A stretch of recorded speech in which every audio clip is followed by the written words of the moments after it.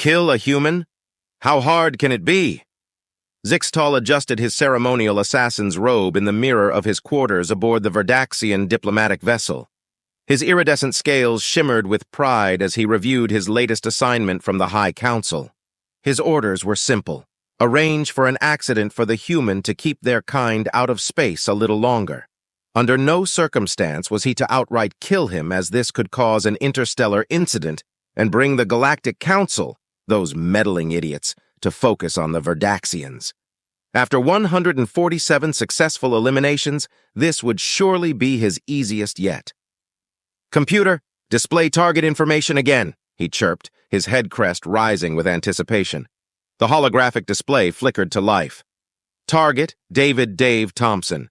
Species, human, Sol 3 Earth. Occupation, station maintenance engineer, Delta 9. Threat level, negligible, primitive species. A maintenance worker from a gravity-well planet that hasn't even achieved unified planetary government, Zixtal scoffed, his secondary eyelids blinking in amusement. The council must be joking. His assistant AI chirped, "Warning, reviewing available data on humans suggests—" "Cancel warning," Zixtal interrupted. "I've heard all the ridiculous rumors. Deathworlders, they say. Can survive losing entire limbs, they claim. Can repair their own broken bones while conscious, they insist." He waved a scaled hand dismissively. "Obviously exaggerated tales from lesser species." The AI tried again. "Multiple sources confirm—" "Enough!" Zixtal's crest flattened in annoyance. "I refuse to believe a species that still uses combustion engines for planetary transport could pose any challenge. They don't even have proper genetic modification technology." He gathered his equipment, carefully selecting his finest toxins and most elaborate traps. "This Dave character is simply a maintenance worker who somehow convinced the station council to allow a primitive aboard.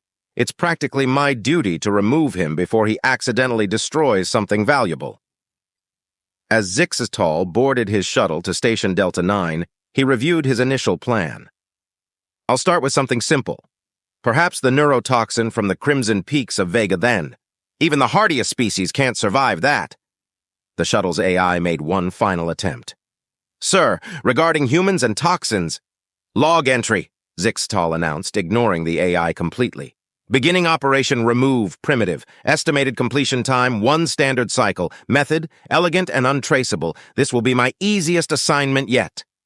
The shuttle docked with Station Delta 9, and Zixtal slithered gracefully into the arrival area, his ceremonial robes replaced with standard diplomatic attire. As he checked in with station security, a loud whistling echoed down the corridor. A pink-skinned biped in a grease-stained jumpsuit walked past, carrying what appeared to be a primitive kinetic energy tool called a wrench. The human was actually whistling an off-key tune while heading toward the station's primary reactor section. "Excuse me," the human paused, smiling broadly at Zixtal. "You look lost. Need directions?" "No, thank you," Zixtal replied stiffly, fighting the urge to recoil from the primitive. "I am quite capable of navigating." "Sure thing. Name's Dave, by the way. If you need anything fixed, just give me a shout." The human continued whistling as he walked away. Zixtal watched him go, his crest twitching in disbelief. This was his target? This cheerful, disheveled creature? "This will be over by dinner," he muttered, slithering toward his assigned quarters. What could possibly go wrong? The station's AI, monitoring the exchange, added a note to its logs. Probability of amusing events in next 24 hours, 98.7%. Activating entertainment recording protocols. Zixtal had spent 3 hours meticulously preparing the perfect scenario. The vial of Verdaxian fire extract sat innocently on his desk, a substance so potent it was classified as a Class 1 biological weapon on 17 different worlds. Even a single drop had been known to dissolve the digestive systems of most carbon-based life forms. He'd carefully crafted his cover story, a diplomatic gesture of sharing his homeworld's cultural heritage. The liquid's deep red color and slight luminescence made it appear exotic enough to pique interest, but not suspicious enough to trigger the station's security protocols. When Dave arrived at the station's communal dining area for his lunch break, Zixtal was ready. He'd positioned himself at the perfect intersection of casual and deliberate. "Ah, Dave!" Zixatal called out, forcing his crest to remain relaxed despite his anticipation. "I wanted to thank you for your welcome yesterday. I brought a traditional delicacy from my homeworld to share." Dave's face lit up with genuine interest. "No kidding, that's awesome. I love trying new things. What is it?" "This," Zixtal said reverently, removing the ornate vial, "is the sacred fire extract of Verdax Prime. Our warriors use it in coming-of-age ceremonies. Very few species can even handle being in the same room with an open container." He paused dramatically. "I wouldn't normally offer it to a less advanced species, but you seemed friendly." Dave peered at the vial with childlike curiosity. "Neat. Is it like a hot sauce?" "Hot sauce?" Zixatal's translator struggled with the concept. "Yeah, you know, spicy stuff you put on food to give it kick." "Well, actually, it's a highly dangerous— yes, something like that," Zixatal corrected himself smoothly. "Though I should warn you, even a single drop has been known to cause immediate Before he could finish his warning, Dave had already uncapped the vial and dumped a generous portion over his food cube. "Wait!" Zixtal's crest stood straight up in horror. "That's enough to kill a kraken beast!" Dave took a huge bite and chewed thoughtfully. His face reddened slightly. "Oh man," Dave said, grinning. "This is great. Has a nice kick to it, kind of like a mix between ghost pepper and Trinidad scorpion. Could use a bit more heat, though. You got any more?" Zixtal's jaw dropped, his scales turning pale. "More heat?" "Yeah.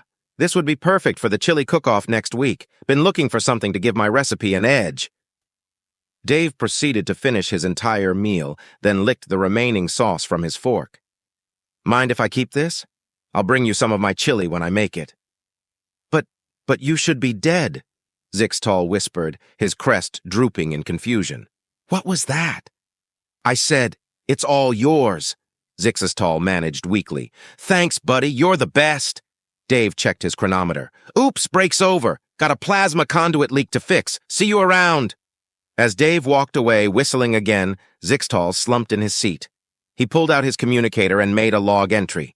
Day 1, attempt 1, failed. Subject appeared to enjoy the deadliest poison in the Verdaxian arsenal. Note to self, research ghost pepper and Trinidad scorpion. Possibly new biological weapons? Also, what in the name of the 7 moons is a chili cook-off?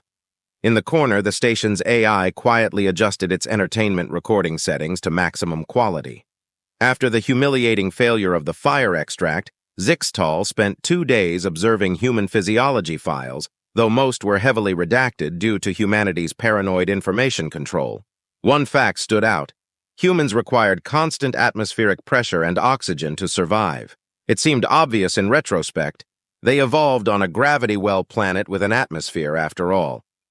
"Simple problems require simple solutions," Zixatal muttered as he sabotaged the airlock control panel in Maintenance Section 7B. His scales rippled with satisfaction as he encrypted the override with a Verdaxian military-grade lockout sequence. Even the station's AI would need hours to crack it. Right on schedule, Dave's comm badge chirped with the maintenance alert Zixtal had fabricated. The human's cheerful voice responded immediately, "On my way. Probably just those pressure seals acting up again." Zixatal positioned himself around the corner, secondary eyelids widening in anticipation. As soon as Dave entered the airlock to check the seals, he would trigger the emergency purge. The human would be exposed to hard vacuum for at least 15 minutes before anyone could override his lockout. Dave's whistling echoed down the corridor. Today it was something about taking the last train to Georgia, whatever that meant. Zixtal's crest twitched in irritation. Did the human ever stop making noise? "Hey, Zix!" Dave called out, spotting him. "Come to help with the maintenance?" Zixtal froze. This wasn't part of the plan. "I was just passing through." "Perfect timing, then. Could use an extra set of hands. These seals can be tricky." Before Zixtal could protest, Dave had grabbed his arm and pulled him into the airlock. The assassin's scales went pale as the inner door sealed behind them. "Now let's see what's wrong with these." "Huh? That's weird." Dave frowned at the control panel. "System's showing some kind of encryption. Must be a glitch." Zixtal watched in horror as Dave pulled out his wrench and popped open the control panel. "Wait, Don't! The panel sparked. Warning klaxons blared. The outer door suddenly cycled open and both of them were yanked toward space. Dave grabbed Zixitol with one hand and a support strut with the other. Hang on, buddy! Bit of a pressure problem! Zixitol's ceremonial robes flapped violently as the air rushed past them. His species could survive vacuum for exactly 47 seconds. By his count, they were at 15 seconds and climbing. No problem, Dave shouted over the wind. Just need to... He swung them toward the manual override, slammed his wrench against it twice, and somehow hit the exact sequence needed to seal the outer door.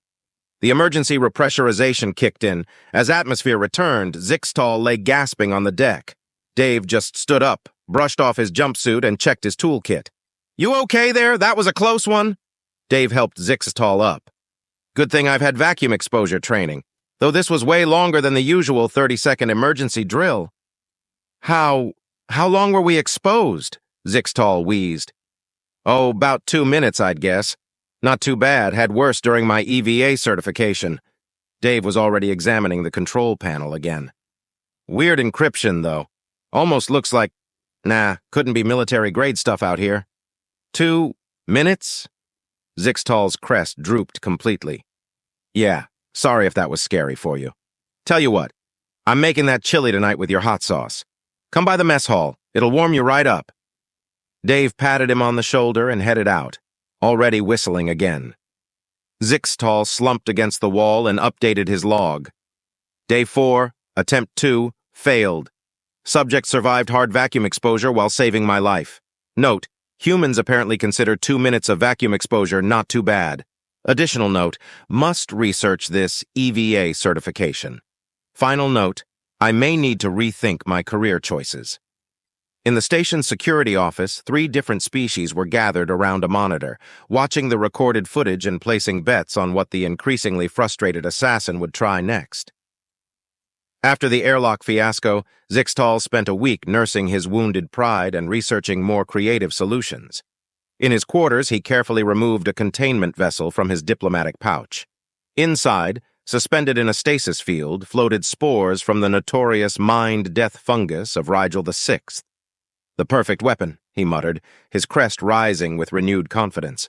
1 exposure causes total neural collapse in 94% of known species.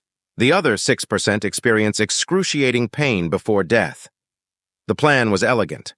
Release the spores into the station's maintenance shaft while Dave worked on the environmental systems. The human would never know what hit him.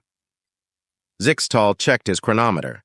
Dave always inspected Junction 47 at exactly 1400 hours. He positioned himself near a monitoring station, ready to observe through the security feeds. Right on schedule, Dave arrived, this time singing something about Lucy in the sky with diamonds. Zixitol triggered the remote release of the spores. The deadly purple cloud enveloped Dave completely. Zixitol leaned forward, anticipating the human's imminent collapse. Instead, Dave paused mid-verse and looked around in wonder. Whoa! Dave's voice came through the comm system. Dude, Zix, you gotta come see this. The maintenance shaft is like breathing colors, and check out these fractals on the power conduits. Zixitol's crest flattened in disbelief. What? The lights are doing this amazing dance thing, Dave continued, sounding extremely relaxed. Man, this reminds me of that time at Burning Man when... Hey, you think the replicator could make some snacks? I'm getting seriously hungry. The deadliest neurotoxin in the galaxy is giving you munchies? Zixitol hissed in frustration. Oh, hey, is that what this purple stuff is? It's awesome. Everything's so groovy. The quantum harmonics are like singing to me, man. Dave chuckled, then added, Actually, I think I can see why the power efficiency is down 2%. The patterns are showing me exactly where the misalignment is. To Zixitol's continued horror, Dave proceeded to make several complex adjustments to the power systems, humming contentedly the entire time. The station's efficiency readings immediately improved to record levels. There we go, all fixed. Dave emerged from the maintenance shaft, his eyes slightly unfocused but bright. Hey, you want to get some pizza? I'm thinking about ordering like 5 of them, with everything, and maybe some of those blue alien cookies from last week? But you should be experiencing total neural collapse, Zixitol sputtered. What was that? Sorry, I'm a little distracted by how amazing your scales look right now. They're like shifting through dimensions or something. Dave grinned. Actually, this is pretty mild compared to that mushroom incident in college. Remember that chili I made last week? That was way more intense. Zixtal slumped against the wall as Dave wandered off toward the mess hall, now singing about following white rabbits. Log entry. Day 12, attempt 3, failed spectacularly. Target appears to have processed the mind-death fungus as some sort of recreational substance. Station efficiency has somehow improved 23%.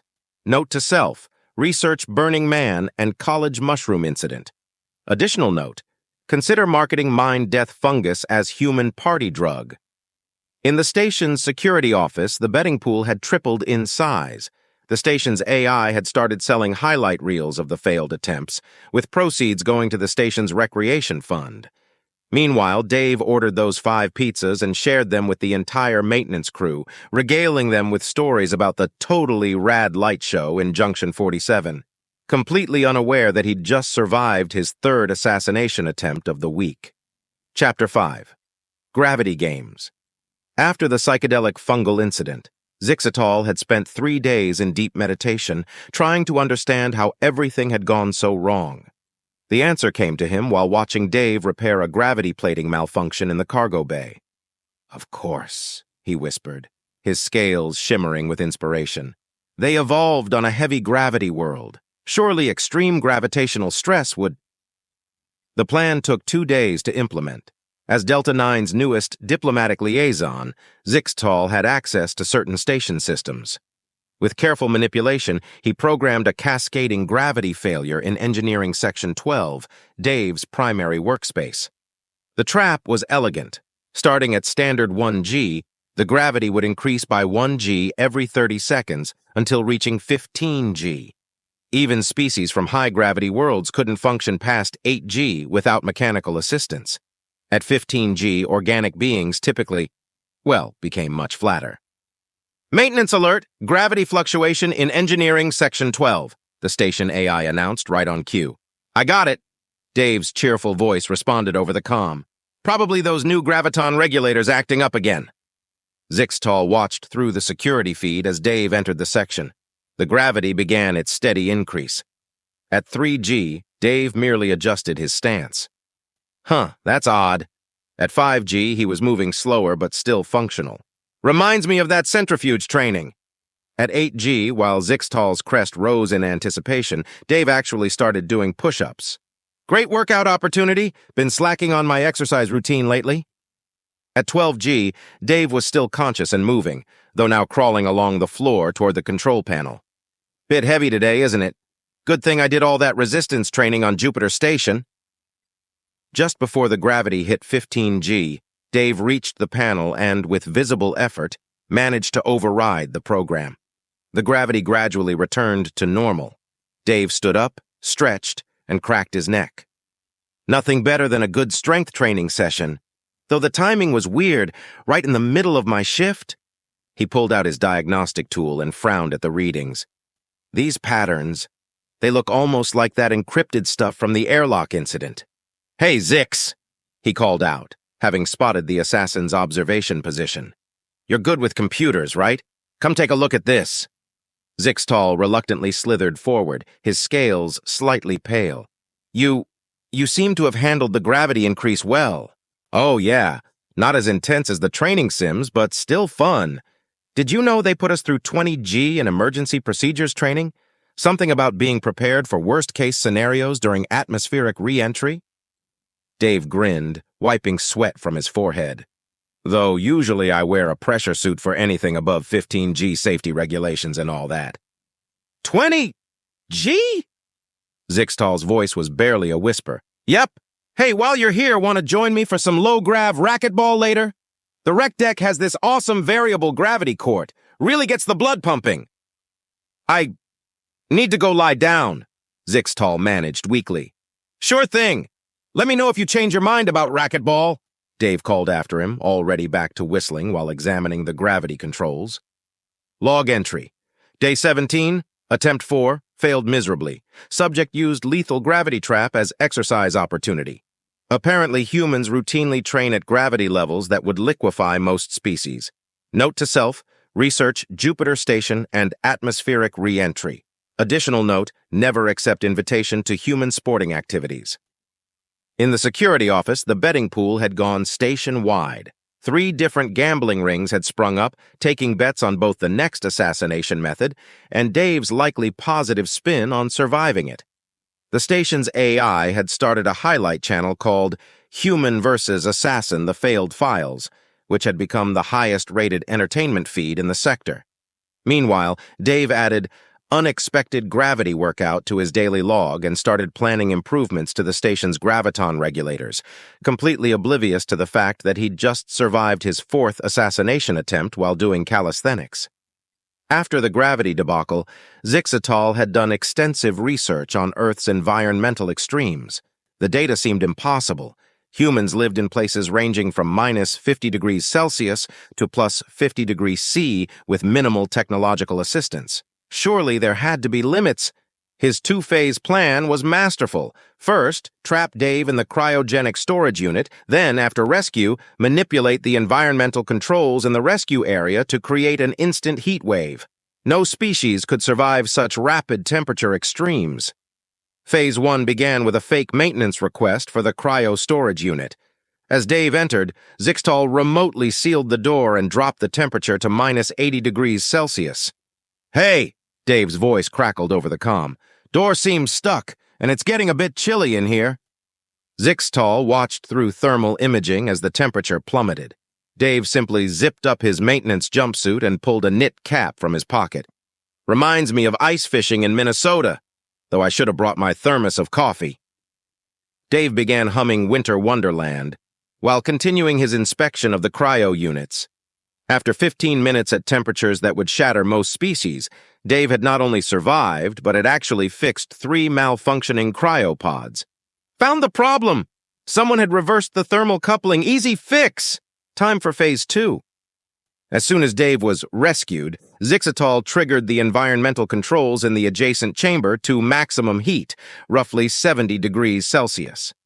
Dave stepped through the door, still brushing frost off his jumpsuit. "Whew! Talk about extreme temperature changes. This is like that time I went from an ice bath straight into the sauna after the Siberian Marathon." Instead of collapsing, Dave actually started removing layers. Perfect timing, though. Was getting a bit too cold in there. This heat feels great for thawing out.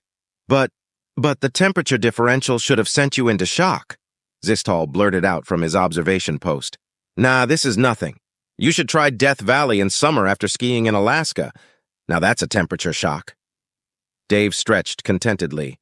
"Actually, this reminds me of working maintenance on those volcanic thermal vents in Iceland, though that was more like 100 degrees Celsius with the steam." "You work in volcanic vents?" Zixatal's crest drooped in disbelief. "Sure. Great experience for space station work. Extreme environments, you know. Though the pressure suits get pretty uncomfortable above 150 degrees Celsius." Dave checked his diagnostic tool. "Hey, the environmental controls are showing that same weird encryption pattern again. We should really get the security team to look into that." "I need to reconsider some life choices," Zixatal muttered. "What was that?" "Nothing. Carry on." Log entry. Day 21, Attempt 5, complete failure. Subject treated lethal temperature extremes as mild inconvenience. Compared minus 80 degrees Celsius to recreational activity called ice fishing. Referenced casual work in volcanic vents. Note to self, research Death Valley, Siberian Marathon, and Iceland. Additional note, humans may be literally indestructible. In the security office, the betting pool had expanded to include representatives from 3 different space stations. A documentary crew had requested permission to film The Unkillable Human and His Determined Assassin. The station's AI had started selling merchandise, including t-shirts reading, "I survived extreme temperatures and all I got was this t-shirt," with Dave's smiling face on them. Meanwhile, Dave added check environmental control encryption to his to-do list and headed to the mess hall for some hot chocolate, completely unaware that he'd just survived his 5th assassination attempt while performing routine maintenance in conditions that would kill most species. Zixtal had finally cracked it. The solution was so obvious. Every species needed rest. Even humans, with their inexplicable resilience to everything else, required sleep. The station's medical database confirmed it. Humans typically needed 6 to 8 hours of sleep per cycle. Perfect. Over the next 3 days, Zixtal orchestrated a series of carefully timed emergencies throughout the station. Plasma leaks, atmosphere fluctuations, power grid failures, all requiring immediate maintenance attention, each one calculated to interrupt Dave's sleep cycle. By day 4, dark circles had formed under Dave's eyes, but he kept responding to each crisis with the same irritating cheerfulness. "You know," Dave said, hanging upside down in a Jeffries tube while rewiring a power coupling at 0300 hours, "this is actually easier than finals week back at MIT. At least these emergencies make sense, unlike quantum thermodynamics at 4 a.m. after your 6th energy drink." Zixtal, monitoring from his usual hidden position, felt his crest twitch. "You're not even tired?" "Oh, I'm exhausted," Dave admitted, somehow managing to whistle between sentences. "But this is nothing compared to that triple shift I pulled during the lunar base crisis. Now that was rough. 5 days straight with only power naps between reactor alignments." 5 days? Yeah, good times, though not as bad as my residency rotation in the Mars Medical Center. Try doing emergency surgery after being awake for 72 hours during a dust storm. Dave finished the repairs and dropped down from the tube. "Anyone want coffee? I'm making a fresh pot." The next 12 hours brought more emergencies, but Dave seemed to enter some kind of second wind. By hour 96, without proper sleep, he was actually getting more efficient at repairs. "It's like being back in college," Dave explained while simultaneously fixing 3 different systems. "You hit this point where everything gets kind of fuzzy but super clear at the same time, you know? Like that time I wrote my thesis, debugged the station's AI, and won the campus pizza eating contest all in the same sleepless week." Zixtal watched in horror as Dave started explaining complex engineering principles to a potted plant while recalibrating the station's main reactor. The worst part? The calibration was perfect. Should we call medical?" a concerned Andromean engineer asked. "Already did," Zixtal replied miserably. "They said his vital signs are within normal parameters for a sleep-deprived human and something about impressive alpha wave patterns." Dave wandered past, now having an animated discussion with his wrench about the philosophical implications of quantum tunneling, while simultaneously improving the station's power efficiency by 15%. "Did you know," Dave called out to no one in particular, "that if you look at the reactor core just right, it starts looking like a giant disco ball? Reminds me of that 96-hour hackathon where we reprogrammed the university's entire defense network while having a dance party." Log entry. Day 25, attempt 6, catastrophic failure. Subject appears to gain new abilities when sleep-deprived. Station systems operating at unprecedented efficiency levels. Note to self, research hackathon, finals week, and energy drinks. Additional note, humans may actually become more dangerous without sleep. The betting pool had now attracted the attention of several major gambling syndicates. The station's AI had started a new reality show called Sleepless in Space, The Dave Chronicles, which had become must-watch entertainment across 3 sectors. Eventually, Dave crashed for 14 hours straight, but only after completing every outstanding maintenance request in the station's database, solving 3 unsolvable engineering problems, and teaching the station's AI to appreciate jazz music. When he woke up, he remembered everything perfectly and suggested they schedule regular maintenance marathons, calling it just like a fun college all-nighter. Zixtal seriously considered retiring. Zixtal sat in his quarters, staring at his reflection. His scales had lost their luster, and his crest hung permanently limp. After 6 failed attempts, he was beginning to question reality itself. "Computer, confirm. Is Dave Thompson actually real?" "Affirmative. Human life signs detected in Engineering Section 3. Are you sure I'm not hallucinating? Perhaps I've been exposed to some psychotropic compound? Your biological readings are normal, though your stress levels are elevated." Zixtal had spent the last week researching human vulnerabilities and had finally found something promising. Humans, like all organic life, were susceptible to radiation. The station's medical database confirmed lethal doses for humans were surprisingly low compared to their other resistances. The plan was simple. Sabotage the radiation shielding around the auxiliary reactor during Dave's inspection, exposing him to what the database claimed was 10 times the lethal dose. As Dave entered the reactor chamber, Zixatal remotely disabled the shielding. Warning klaxons blared.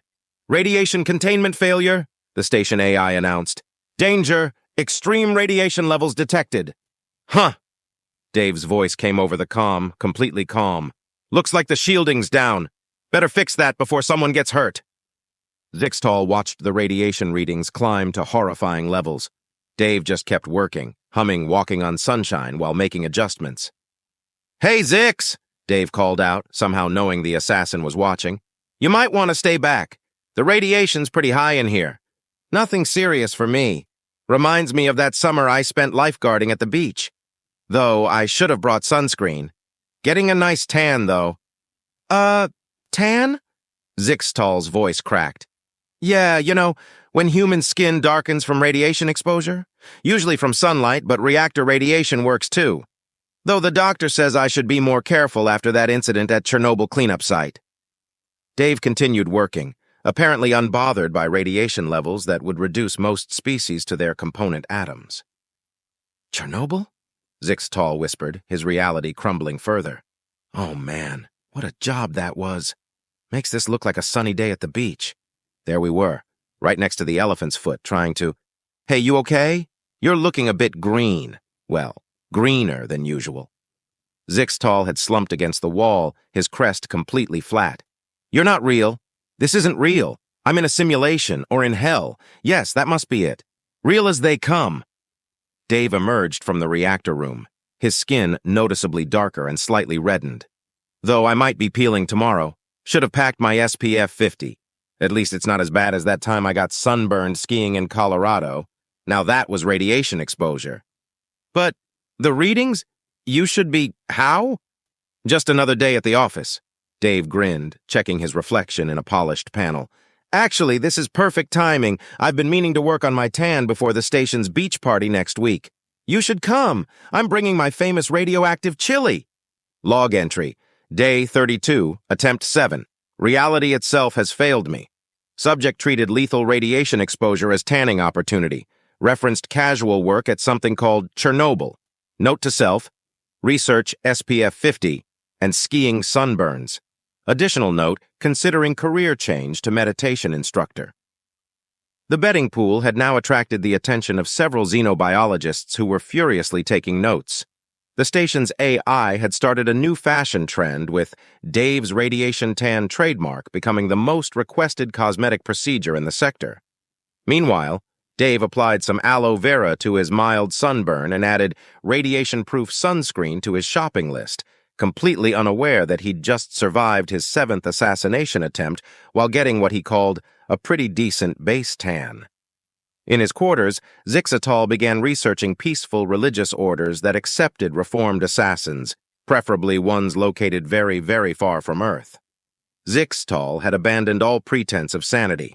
After watching Dave survive everything from deadly toxins to lethal radiation with nothing worse than a sunburn and the munchies, he'd reached a conclusion. If Dave wasn't a hallucination, he must be some kind of immortal entity masquerading as a maintenance worker. The solution? Create a situation so catastrophic that even an immortal couldn't maintain their cover without revealing their true nature. It took days of preparation. Carefully orchestrated system failures, precisely timed malfunctions, all culminating in what should be a cascade of disasters that would force the evacuation of Delta 9's entire population of 2,473 beings. The station's AI tried to warn him. "Sir, these system modifications could result in—" "Silence," Zixatal hissed, his crest twitching spasmodically. "I must know the truth."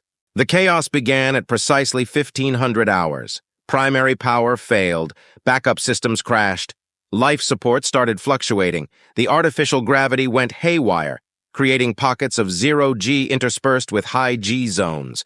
Temperature controls failed section by section. The station descended into panic. Species from across the galaxy ran for the escape pods. Security teams scrambled, medical staff rushed to assist the injured, and there was Dave, moving through it all like he was born for this moment. "Okay, folks, stay calm." His voice carried over the emergency channel. "This is just like that time on Europa Station during the methane storm. Follow the emergency lights to the evacuation zones. Watch out for the gravity fluctuations. Treat it like a bounce house." Zixatal watched in fascination as Dave navigated the chaos.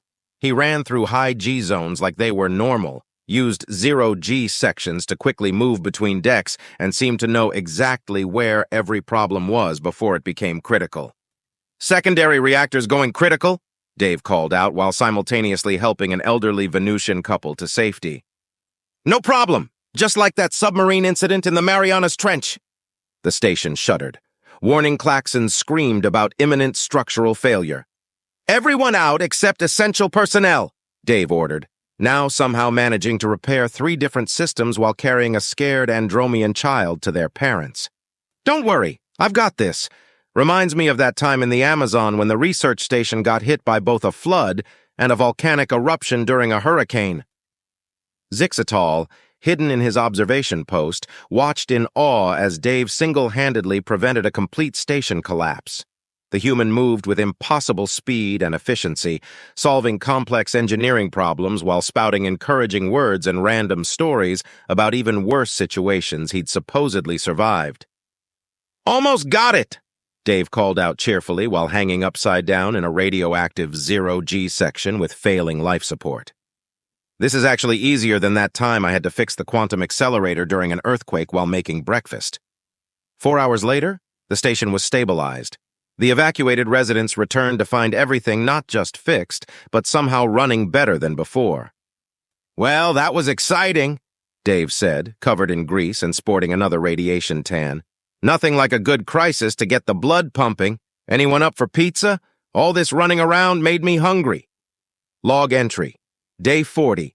Subject cannot be human. No mortal being could. I need a drink.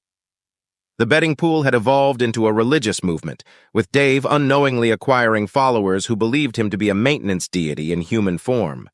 The station's AI had compiled the security footage into an action thriller that became the highest-grossing entertainment product in 3 sectors. Meanwhile, Dave filed his shift report. Routine maintenance plus some minor system hiccups. Could use more coffee in the engineering break room.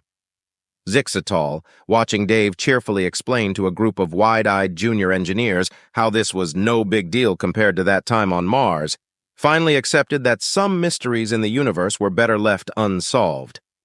Zixatal sat in Delta 9's bar, downing his 7th Rigelian brandy when his worst nightmare appeared. "Hey, buddy!" Dave's eternal cheerfulness made him flinch. "Haven't seen you since that crazy system failure." "I'm joining a monastery," Zixatal blurted. "Far away, very far." "Oh, cool. Need help fixing their—" "No, I mean, they're allergic to humans. Fatally allergic. Terrible tragedy if you visited." "You know," Dave grinned, "I never properly thanked you for all those interesting situations lately. The hot sauce, the gravity workout, that awesome psychedelic light show." Zixatal's scales went pale. "You knew?" "Well, yeah. The encryption patterns were pretty consistent. Plus, they made action figures of us. Look, tiny vials of deadly hot sauce included." Zixatal stood so fast he knocked over 3 chairs. "My transport leaves now. Want me to send you my radioactive chili recipe?" The former assassin's scream echoed through 3 decks as he fled toward the docking bay. Final log entry. Day 75. Departing for furthest point from Earth in known space. Still feels too close. Must remember to fake own death if Dave tries to visit. Note to self, request monastery room without maintenance access. The station's AI preserved the security footage of Zixatal's departure, particularly his Olympic-worthy sprint when Dave tried to give him a goodbye hug. Dave kept the action figure on his workbench, occasionally using it to explain proper hot sauce safety protocols to new crew members. And somewhere in the furthest reaches of space, a former assassin still wakes up screaming from nightmares about cheerful humans whistling while surviving the impossible. The monastery's maintenance, however, has never been better. Dave Thompson timeline. Kill a human? How hard can it be? Mind Reading 101. If you love engaging stories like this, make sure to like, subscribe, and turn on notifications to stay updated with all the latest episodes from FY Stories.